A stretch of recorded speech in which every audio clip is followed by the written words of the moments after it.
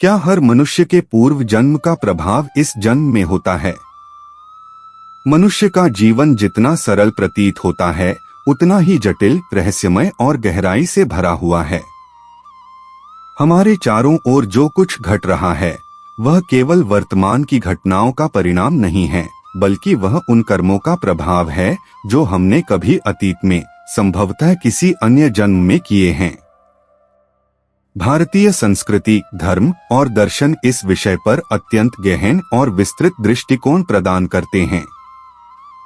हमारे शास्त्रों, विशेषकर उपनिषद, भगवद गीता, वेदांत और पुराणों में स्पष्ट रूप से कहा गया है कि आत्मा अमर है और वह जन्म और मृत्यु के चक्र में घूमती रहती है जब तक कि वह मोक्ष को प्राप्त नहीं कर लेती।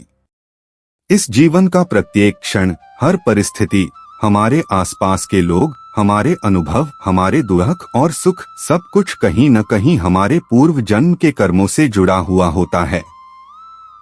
भगवद गीता में भगवान श्री कृष्ण ने अर्जुन से कहा, हे अर्जुन, तू और मैं अनेक जन्म ले चुके हैं। मुझे वे सभी स्मरण हैं, किंतु तुझे नहीं। यह वाक्य स्पष्ट रूप से बताता है कि आत्मा अनेक बार जन्म लेती है और प्रत्येक जन्म में उसका कर्म उसके साथ चलता है। आत्मा कभी नष्ट नहीं होती, केवल शरीर बदलता है।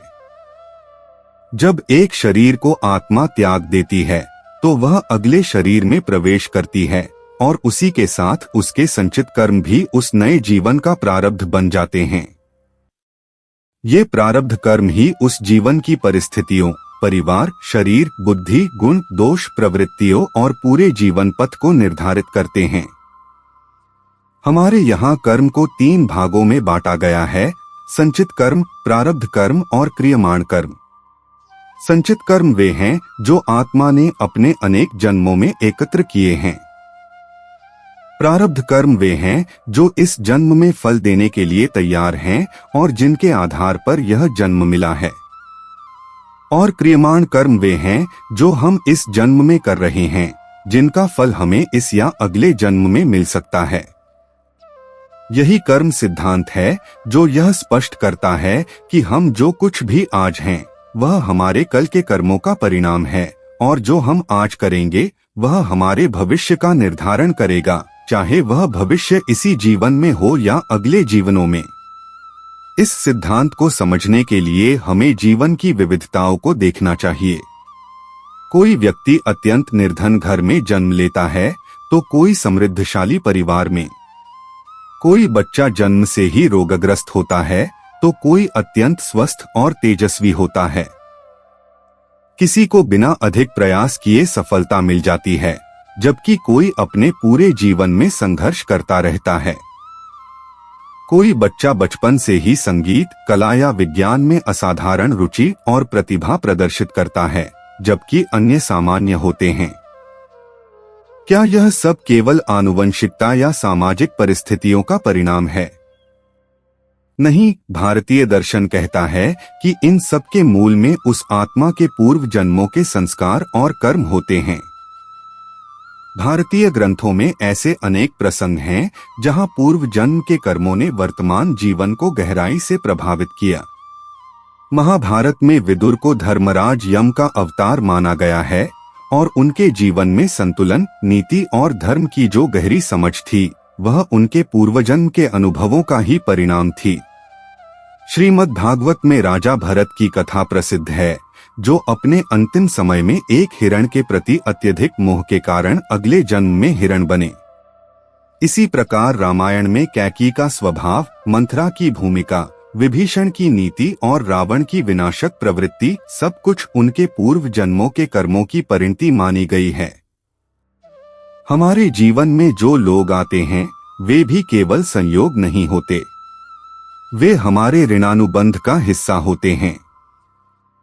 ऋणानुबंध का अर्थ है पूर्व जन्म में किया गया कोई लेन देन, वचन, संकल्प, शाप, वरदान, प्रेम या द्वेष, जो आत्मा को किसी अन्य आत्मा से बांध देता है। इस बंधन के कारण वे आत्माएं पुनः इस जन्म में एक दूसरे के संपर्क में आती हैं, ताकि उस अधूरे कर्म को पूर्ण किया जा सके। यही कारण है कि कभी कभी हमें किसी अनजान व्यक्ति से अत्यधिक आकर्षण या विरोध महसूस होता है, बिना किसी स्पष्ट कारण के। यह आकर्षण या विरोध भी आत्मा के अतीत की स्मृति का परिणाम होता है। यदि कोई व्यक्ति आध्यात्मिक मार्ग पर है और ध्यान, साधना, सेवा जैसे कार्यों में रुचि रखता है, तो यह केवल इस जन्म की रुचि नहीं होती। यह भी आत्मा के पिछले जन्मों के संस्कार होते हैं जो उसे आध्यात्मिकता की ओर प्रेरित करते हैं। ऐसे अनेक साधु संत हुए हैं जिन्होंने बचपन से ही सांसारिक मोह माया से विरक्त जीवन जीने की ओर आकर्षित हो गए। आदि शंकराचार्य ने केवल 8 वर्ष की आयु में संन्यास ले लिया था। क्या यह संभव है कि इतना छोटा बालक केवल एक जीवन में इतना ज्ञान अर्जित कर ले? नहीं, यह सब उसके पूर्व जन्मों के अभ्यास का ही परिणाम था। मनुष्य के दुख और कष्ट भी उसके ही कर्मों का प्रतिफल होते हैं। जब कोई निर्दोष व्यक्ति किसी अत्याचार का शिकार होता है तो हम सोचते हैं कि यह अन्याय क्यों हुआ, लेकिन धर्मशास्त्र कहते हैं कि यह सब पूर्व जन्मों के अधर्म का परिणाम हो सकता है, जिसे इस जन्म में भुगतना आवश्यक है। यह जानकर मनुष्य अपने जीवन की कठिनाइयों को भी सहजता से स्वीकार कर सकता है और उनमें ईश्वर की योजना को पहचान सकता है। वह रोष, ईर्ष्या या द्वेष की भावना से मुक्त होकर आत्मिक शांति की ओर अग्रसर हो सकता है। क्या हर मनुष्य के पूर्व जन्म का प्रभाव इस जन्म में होता है? इसी तरह जीवन की अचानक मिलने वाली सफलताएं, सौभाग्य और प्रसन्नता भी पूर्व जन्मों के पुण्य कर्मों का फल होती हैं। यह समझ हमें अभिमान से बचाती है और कृतज्ञता की भावना उत्पन्न करती है। हमें यह समझ में आता है कि जो हमें मिला है वह केवल हमारे प्रयास का फल नहीं है, बल्कि ईश्वर द्वारा हमारे कर्मों के अनुसार दिया गया फल है। इस दृष्टि से हम जीवन को एक उपहार मानकर विनम्रता से जी सकते हैं। बौद्ध धर्म और जैन धर्म भी पूर्व जन्म के प्रभाव को स्वीकार करते हैं। बौद्ध ग्रंथों में भगवान बुद्ध ने अनेक बार अपने पूर्व जन्मों की कथाएं सुनाई हैं, जिन्हें जातक कथाएं कहा जाता है। इन कथाओं में उन्होंने बताया कि उन्होंने कैसे अनेक जन्मों में पुण्य कर्म किए और अंततः इस जन्म में बुद्धत्व को प्राप्त किया। जैन धर्म में भी यह स्पष्ट रूप से कहा गया है कि आत्मा जब तक अपने कर्मों के बंधन से मुक्त नहीं होती, तब तक वह जन्म मरण के चक्र में घूमती रहती है। आधुनिक विज्ञान अभी इस सिद्धांत को पूरी तरह स्वीकार नहीं करता, लेकिन परामनोविज्ञान के क्षेत्र में कई ऐसे प्रमाण मिले हैं जो पुनर्जन्म की संभावना को मजबूत करते हैं। डॉक्टर इयान स्टीवेंसन ने विश्व भर में हजारों ऐसे मामलों का अध्ययन किया, जिनमें छोटे छोटे बच्चों को अपने पिछले जन्म की घटनाएं स्पष्ट रूप से याद थीं। उन्होंने जिन स्थानों, लोगों और घटनाओं का वर्णन किया, उनकी बाद में सत्यता भी प्रमाणित हुई।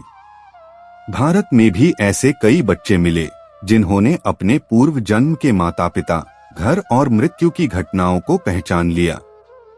इन घटनाओं ने यह सिद्ध कर दिया कि आत्मा के स्मृति चिन्ह नए शरीर में भी कभी कभी स्पष्ट रूप से प्रकट हो सकते हैं।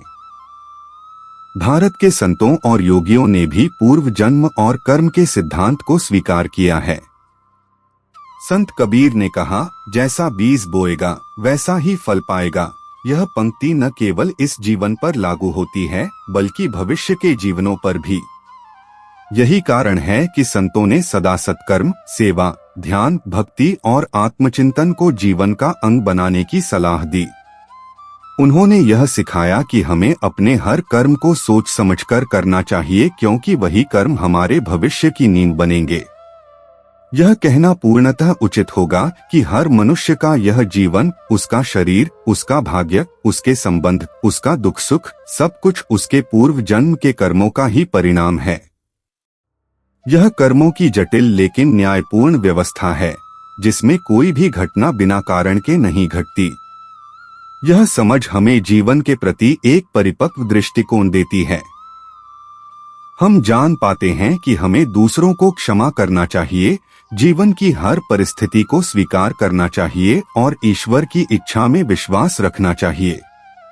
जब हम अपने कर्मों को सुधारते हैं तो हम केवल इस जन्म को नहीं बल्कि अपने आने वाले अनेक जन्मों को भी संवारते हैं। यही आत्मा की यात्रा है, अज्ञान से ज्ञान की ओर, बंधन से मुक्ति की ओर और संसार से परमात्मा की ओर।